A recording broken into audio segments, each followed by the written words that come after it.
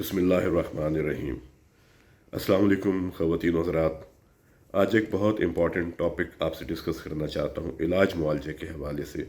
आजकल हमने ये देखा कि जब भी किसी को छाती में दर्द होता है, खांसी होती है, बलगम होता है, धड़कन तेज़ होती है, चक्कर आते हैं, कमज़ोरी का एहसास होता है, तो लोग फ़ौरन गूगल पे जाके सर्च करते हैं और अपनी अलामात को फीड करते हैं, और वहाँ से जो जवाब आता है, जो दवाइयों के नाम आते हैं, वो किसी नज़दीकी मेडिकल स्टोर जाके इन दवाइयों को ख़रीदते हैं और इस्तेमाल शुरू कर देते हैं।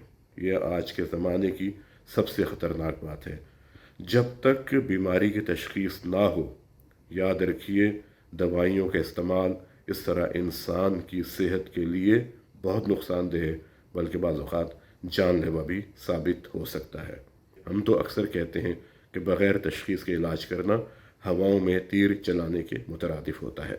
एक साहब जिनको कमर के ऊपर वाले हिस्से में दर्द हो रहा था और उनका सांस ख़राब हो रहा था, उन्होंने अपने बेटे से कहा कि बताओ मैं क्या करूं। बेटे ने फ़ौरन गूगल पे सर्च किया और कहा कि अब्बू, ये आपको हवा लग गई है और कोई ऐसी बात नहीं, आप सिंपल 2 गोली पैरास्टामोल की खा लें। अब अबू जी ने 2 गोली पैरास्टामोल की खा ली।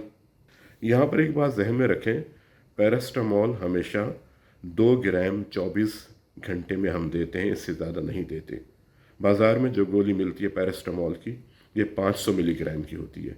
इसका मतलब ये है कि आप एक गोली 6-6 घंटे के वक्फे से खा सकते हैं 24 घंटे में, लेकिन कोशिश करें कि 4 गोलियों से ज़्यादा नहीं खानी चाहिए। अब गूगल ने उन्हें जो नुस्खा बताया वो अपने वालिद को इस्तेमाल करवाते रहे।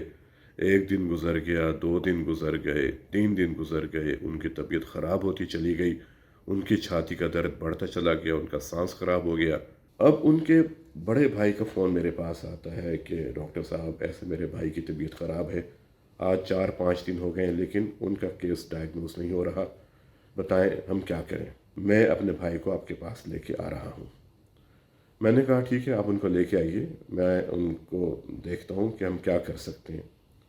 जब वो साहब मेरे पास आए, आप ये सोचिए कि उनका सांस बहुत ख़राब हो रहा था, उनकी छाती में दर्द हो रहा था। मज़ीद जब मैंने उनसे पूछा तो उन्होंने बताया कि मुझे खून भी आया है। हमने उनकी पूरी हिस्ट्री ली, पूरा मुआयना किया, ईसीजी की, वो नॉर्मल थी। हमने उनके कुछ टेस्ट किए, और एक टेस्ट होता है जो हम करवाते हैं ट्रोपोनिन आई, वो किया।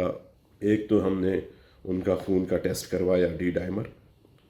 बहरहाल अब एक कैफियत ऐसी होती है जिसे हम कभी भी नज़रअंदाज नहीं कर सकते, और वो है पल्मोनरी एम्बोलिज्म। पल्मोनरी एम्बोलिज्म का मतलब ये है कि फेफड़े की नाली में लोथड़े का आ जाना, और इसके बाद उनको भेज दिया पल्मोनरी एंजियोग्राफी के लिए।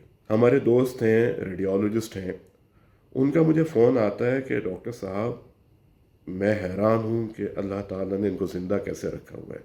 इनकी दोनों पल्मोनरी आर्टरीज के अंदर क्लॉट फंसे हुए हैं।